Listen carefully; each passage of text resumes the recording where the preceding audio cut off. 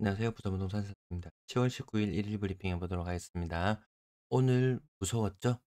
오늘 무서웠죠? 뭐가요? 거래량이요? 채권금리 상승이요? 주가 하락이요? 하루하루를 정말 한 치 앞도 내다보기 힘든 그런 형국입니다. 매수문의 자체가 없죠. 10년 차 이상 매수문이 없다는 뉴스. 부산은 도대체 뭐가 문제야? 이런 뉴스도 나오긴 합니다. 전방위적인 문제입니다. 오늘 뉴스에 있었습니다. 부산 관련 내용. 자, 제가 오늘 무서웠죠라고 언급드린 부분은 거래량이 47건. 평상시에 한 절반 정도 수준으로 갑자기 거래량이 뚝 떨어졌어요. 이게 최근 한 반년 사이에 오류가 2번 정도 있었거든요. 아, 오류면 다행이겠다. 근데 서울의 거래량을 딱 보면은 47건 충분히 일어날 수 있는 일이네. 어제 대구의 소득과 부산의 소득을 견주어 봤을 때 부산 사람이 30% 정도 더 비싼 값을 지불하고 살아야 된다. 아, 그것이 도시화가 한창 진행되던 무렵에 부산의 인구가 날이 갈수록 기하급수적으로 늘어나는 그런 상황이었다면 대구보다 부산이 30% 정도 더 비싸더라도 충분히 이해가 갈 수 있는 상황. 지금 조금 상황이 다르긴 하죠. 아무튼 거래량 47건은 좀 충격일 수도 있다. 이것이 지속된다면 감당할 수 있겠습니까? 대구가 플러스로 접어든 지 한 9주째 정도 되는데요. 부산은 여전히 마이너스 0.02. 근데 함께하는 동지가 생겼습니다. 세종시가 다시 마이너스를 보여주고 있습니다. 세종시 아파트 매매 가격을 살펴보니까 평균 30% 정도 하락하는 모습을 보여주고 있어요. 대구는 평균 28%, 부산은 26%. 물론 고점 대비로 봤을 때 사실 이 플러스 마이너스는 크게 의미 있게 보지 않아도 되겠더라. 우리는 더 중요하게 봐야 될 부분은 평균적인 하락하는 모습, 요 실상을 보는 게 더 중요한 것 같습니다. 그래서 마이너스 이걸 크게 부각해서 언론에 오늘 뉴스에 나왔던데요. 부산은 그래도 대구보다 낫다. 플러스인 대구보다는 낫다. 이렇게 말씀을 드리고 있습니다. 대구의 전세 지수가 플러스가 마이너스로 전환되었어요. 전세 금리가 또 오른다고 하거든요. 부산이 지금 플러스로 살짝 돌아섰지만 오락가락하는 그런 혼조세는 지속될 것 같습니다. 매수물이 자체가 없어요. 이게 서울을 주제로 한 뉴스도 있었고요. 부산을 주제로 한 또 다른 뉴스도 있었습니다. 10년차 이상 부산 관심이 없더라. 안 보더라. 주간 실거래 지수가 마이너스 0.02. 도대체 뭐가 문제일까? 문제점이 너무나 많죠. 평균 하락률은 세종, 부산, 대구를 견주어 봤을 때 부산이 그나마 제일 양호합니다. 그 말인즉슨 더 하락할 가능성도 열어두고 살펴봐야 된다. 특례 거래량으로 인해서 늘어났던 거래량이 많이 줄어들 수 있다. 네, 그래도 우대형이 조금 남아있고 그런 부분들이 조금 위안이 될 수도 있습니다. 은행들 가상금리, 매매, 전세 모두 올리고 있는 이런 형국입니다. 그렇다면 이 전세 지수도 더 빠질 우려도 있다라고 봐야 되겠죠. 매도 물량 5만 개를 넘어서 있는 상태. 내일 되면 또 조금 올라가고 증가 추세가 바뀌지 않았다라는 부분. 전체 임대 물량 저점 대비 조금 올라가는 것 같죠. 저점 대비로는 조금 물량이 다시 적체되고 있는 그런 모습을 보여주고 있는 것 같습니다. 거래량 40건. 이건 충격이었지만 한창 거래 많았을 때 11,500건이었습니다. 2020년에. 그것이 절반으로 떨어지는 데는 한 달밖에 걸리지 않더라.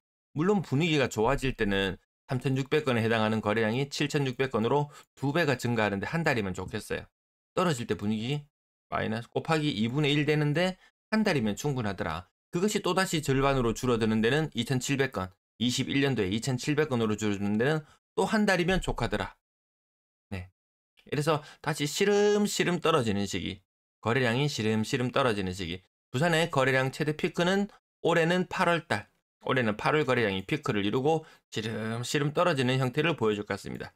마치 21년의 모습, 21년에 4,420건의 거래량을 뚫고 시름시름 떨어져서 반년 정도 지나니까 거래량이 절반으로 줄어들어 버렸습니다. 빨간색 차트를 선을 보고 있습니다. 지금 올해도 거래량이 시름시름 줄어들면서 한 반년 정도 지나고 나면 거래량이 1,000건 정도 수준으로 뚝 떨어질 수도 있습니다. 물론 저는 그것보다는 조금 더 넉넉하게 이렇게 미니멈 일단 1,600건까지 올해는 이렇게 바라보고 방송을 진행하고 있습니다. 1,600건까지 떨어진다고 생각해요. 올해 가장 안 좋았던 1월달 1,400건의 거래량이거든요. 생각해 볼 필요는 있겠습니다.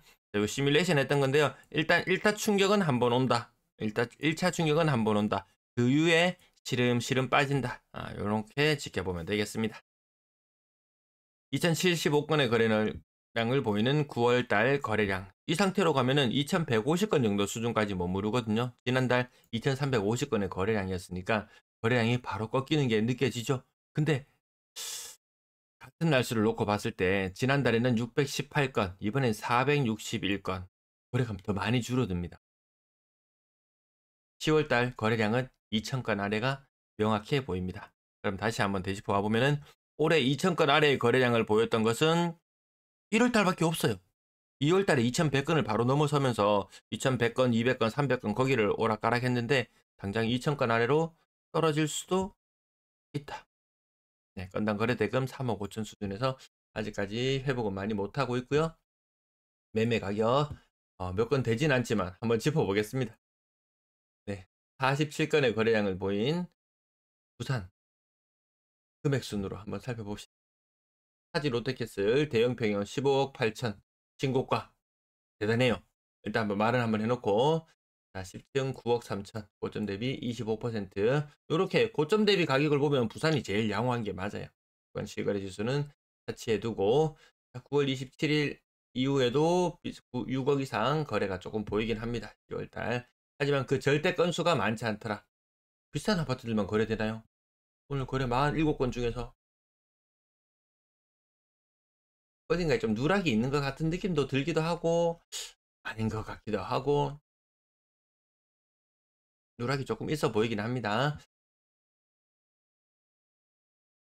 고점 대비 비중만 잠깐 살펴볼게요.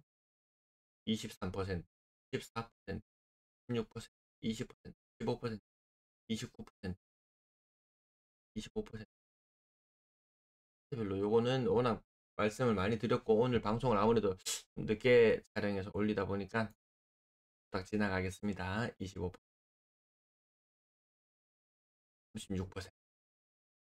대구는 앞자리가 6자로 시작하는 게 제법 많이 보이는데 부산도 조금 더 보이기 시작하죠. 출현 빈도가 잦아진다. 단기가 잦으면 그런 이야기처럼 앞자리 6자가 종종 눈에 띈다라고 살펴보시면 되겠습니다.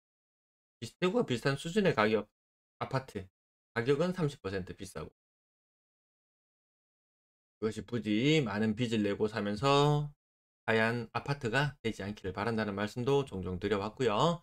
자, 그러면 매매 거래량도 조금 충격적이긴 했는데 사실 더 충격적으로 다가오는 부분은 이런 부분들. 지금 밤 11시 52분 실시간으로 보고 계신데요. 나스닥이 조금 조정을 받고 있는 가운데 환율 지금 오늘 1360원까지 구경했습니다. 1360원까지.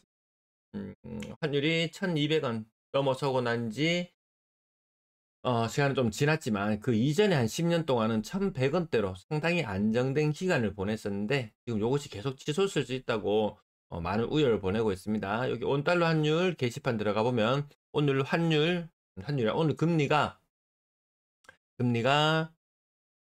동결되는 것에 대해서 상당한 우려를 나타내는 의견들이 많습니다. 환율이 치솟을 것이다. 네, 그런 관점으로 많이 바라보고요. 오늘 코스피는 2% 정도, 코스닥은 3% 정도 빠졌고요. 기름값은 86달러 정도 수준에 머무르고 있고요. 문제는 이거였습니다. 한국 10년물 채권금리가 4.4%. 작년 레고랜드 때 반짝했을 때 4.7%인가 이 정도 바닥 치솟긴 했었거든요. 순식간에 지나가긴 했는데 그것이 올해 나타날 채권금리 상승의 예고편이 될 수도 있다. 왜? 그때 채권금리가 바짝 상승했을 때 4.7% 정도 수준까지 10년물 기준으로 나왔을 때 그때 당시 미국의 채권금리는 우리나라보다 낮았거든요. 4.5% 정도 수준이었어요. 근데 우리나라를 지금 제치고 올라갔습니다. 4.9%, 30년물은 5%가 넘어가거든요. 이것이 경제에 충격을 안겨줄 수 있다고 하죠. 한국 채권 억누른다 뭐 이런 이야기도 있고 채권금리 올라가지는 못하고 꾹꾹 억눌려 있지만 미국이 올라가니까 땡겨서 올라갑니다. 근데 미국이 나중에 안정을 보이면서 우리는 이것이 다시 한번 더 치솟을 수도 있다. 그래서 뭐 채권 30년물 뭐 TFT인가요? 뭐 TLT인가요? 뭐 그런 거 하지 마시라. 그런 거 하지 마시라. 그런 말씀을 종종 드리곤 했습니다. 너무 도박성이 강하다. 요 근래에는 저한테만 알고리즘에 의해서 뜨는 건지는 모르겠는데 계속 배당주에 관한 뉴스가 계속 뜹니다. 그래서 또 한 번 말씀드리자면 배당주 투자 지금 하지 마시라. 배당주 투자는 하지 마시라.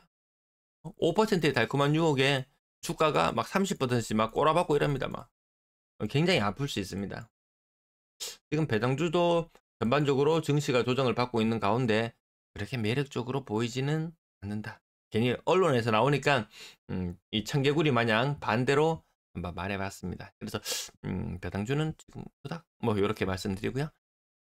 자, 거래량 이것이 가장 큰 문제 중에 하나. 여러 가지 문제가 있지만 이것이 가장 큰 문제 중에 하나 아니겠습니까? 부산은 그래도 분위기가 괜찮아졌다 그러면 3천건 정도 수준은 나와줘야지 분위기 그래 좀 괜찮네 이렇게 이야기할 텐데 2200건대 2200건대의 거래량을 보여주고 있고 3000건대로 올라갈 엄두도 못 냅니다. 부산은 2000건대 아래면 빙하기잖아요. 요 빙하기 이것이 또 올 수 있다. 또 올 수 있다. 네, 6억 이상 고가의 아파트도 갑자기 거래가 뚝뚝 뚝뚝 반토막 나는데 반의 반토막 나는 데는 굉장히 짧은 시간이면 충분하더라. 지금의 거래량에서 또 반토막 남으니까 알잖아요. 이 공포를 알잖아요. 부산은 그나마 추위가 덜한 곳이죠. 철학 추위가 덜한 곳이지만 부동산을 통해서 매서운 추위를 경험하고 지나가지 않았나 싶습니다. 분양권 거래량 다건 뒷부분 전세 비중 높아지진 않습니다. 전세 가격은 계속 빠지고 있다라는 부분. 대구는 잠깐 반등하는 맛도 보기도 했어요. 다른 지역들도 조금 반등하는 맛을 보기도 했어요. 근데 부산은 아직까지 반등하는 모습까지는 보여주고 있지 못하다. 전세자금 대출금리가 지속적으로 오를 수밖에 없는 이런 상황 속에서 조금 예의주시할 필요는 있을 것 같습니다. 요런 부분도 좀 살펴보는데요. 전세 가격 반등을 하지를 못해요. 제가 대구에서는 좀 이거 메아리 현상이다. 메아리 현상이다. 과거에 4억 이상 비중이 이렇게 높았었기 때문에 다시금 여기서 메아리 현상으로 전세 가격이 좀 반등하는 모습들을 보여주거든요. 부산은 일절없더라. 일절없더라. 이렇게 반등하는 모습이. 이때 기마에 부린다고 제가 그마에 뭐라 했겠죠. 제가 오늘 부산 지역 방송한 지 딱 2년째 되는 날이거든요. 딱 2년째. 부산 오늘 2년째 되는 날인데 와, 전세 가격이 왜 이렇게 높지?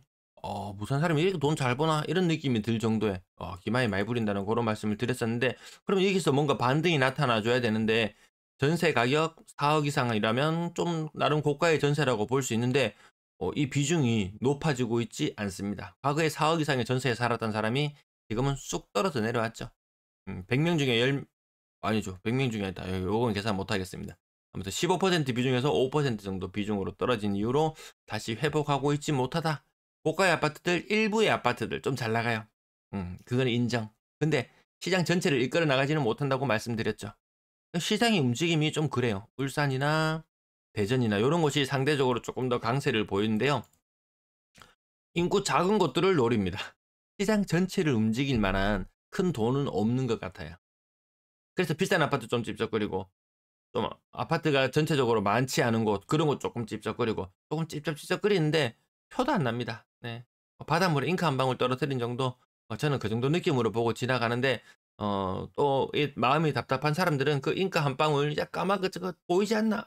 보이지 않나 저 까만 거 이렇게 이야기할지도 모르겠지만 그 수는 아주 소수에 불과하더라. 네, 오늘 여기까지 준비한 내용 마칠게요. 시청 감사합니다.